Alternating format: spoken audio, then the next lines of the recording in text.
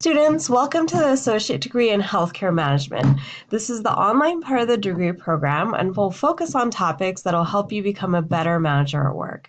So we'll learn topics like employment law, human resources, intro to leadership, and more. And it's going to be a lot of fun. And a little bit about me. So I got my bachelor's in religious studies from Pomona College in Claremont, and soon after that, I went on a Fulbright scholarship to Nepal and different countries, and my topic was folk dance and cultural change. So as part of that research, I lived with families in different regions of the country, many of them very poor, many of them middle income, and a few very well-off people. So I got to spend time with people of diverse backgrounds. And one common theme that really hit home was the power of education to transform people's lives. And people place a lot of hope on education to be able to lift them out of the cycle. And it's something I'm really passionate about. And that's why I'm working in the field that I do.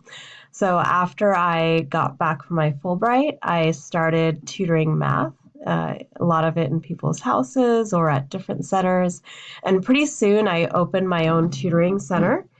And a few years after that, I applied to graduate school in education, and I got accepted to Harvard, Stanford, and Oxford. And I went ahead and chose to go to Oxford. And one thing I want to share with you is, during that time when I was applying, I didn't think that I was going to make it. I didn't know really what would be the result, but I just really tried my best and put my heart in it, and it gave me the results that I got. So I just hope also to share with you that if you really put your heart to it, you can achieve great things.